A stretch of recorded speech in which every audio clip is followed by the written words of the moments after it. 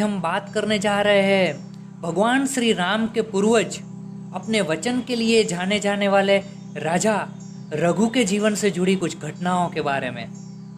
अयोध्या नरेश राजा रघु दिलीप और सुदक्षिणा के पुत्र थे। इनके प्रताप एवं न्याय के कारण ही इनके पश्चात इक्ष्वाकु वंश रघुवंश के नाम से प्रख्यात हुआ। महाराजा रघु ने समस्त भूखंड पर एक छत्र राज्य स्थापित कर अपने गुरु की आज्ञा से विश्वजीत यज्ञ किया।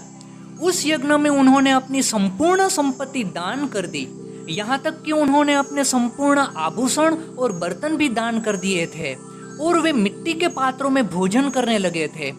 ऐसे ही समय में महर्षि वर्तंतु के शिष्य कौत्स्य गुरु की दक्षिणा के लिए राज दरबार में प्रस्तुत हुए। महाराज रघु ने कौत्स्य का स्वागत किया और उनसे कुशल मंगल पूछा। कौत्स्य ने कहा, महाराज सब कुशल है। आप जैसे चरित्रवान राजा के राज्य में प्रजा का अशुभ कैसे हो सकता है। अंत में राजा ने उनके आगमन का कारण पूछा और कहा, मेरे योग्य कोई सेवा बताइए। कौत्स्य ने कहा, महाराज मैंने विद्या पूरी होने पश्चात गुरुदेव से दक्षिणा के लिए निवेदन किया। गुरुदेव ने कहा, तुम्हारी सेवा ही मेरी गुरु दक्षिणा है, अब तुम जाओ। पर बार बार गुरु दक्षिणा के लिए जिद करने पर गुरुदेव ने गुस्से में आकर कहा, तूने 14 विद्याएं पढ़ी है, इसलिए प्रत्येक विद्या के लिए 1-1 करोड़ स्वर्ण मुद्राएं लेकर आओ। अतः कुल 14 करोड़ स्वर्ण मुद्राओं की मुझे आवश्यकता है। मैं उसी के लिए आपके पास याचना के लिए आया हूँ। परंतु आपके मिट्टी के पात्रों को देखकर ही समझ गया कि आपने सब कुछ दान कर दिया है, अतः आपसे कुछ मांगना उचित नहीं है। आपका कल्याण हो, मैं किसी अन्य दाता के पास जा रहा हूँ। यह कहकर कौत्स्य उठकर खड़े हो गए। उन्होंने नम्र निवेदन किया, वेद में परांगत ब्रह्मचारी गुरु दक्षिणा के लिए मेरे पास आए पर निराश होकर दूसरे दाता के पास जाए, ये ठीक नहीं। कृपया करके मेरे जीवन में कलंक का प्रथम पाठ न जोड़े। आप मेरी यज्ञशाला में विश्राम कीजिए, मैं गुरु दक्षिणा की व्यवस्था करता हूँ। राजा ने कौत्स्य की व्यवस्था यज्ञशाला में करवा दी। भूमंडल में कोई राजा उन्हें दिखाई नहीं दिया जिससे कि उन्होंने धन प्राप्त न कर लिया हो, अतः दोबारा मांगना अन्याय और अधर्म था। उन्होंने कुबेर पर चढ़ाई कर धन प्राप्त करने का निश्चय किया। यह विचार कर सुबह युद्ध करने का निर्णय लिया।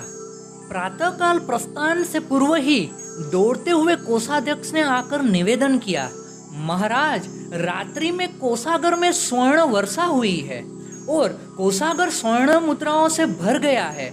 महाराज रघु ने आकर कोषागार देखा और कुबेर से युद्ध करने का विचार त्याग दिया।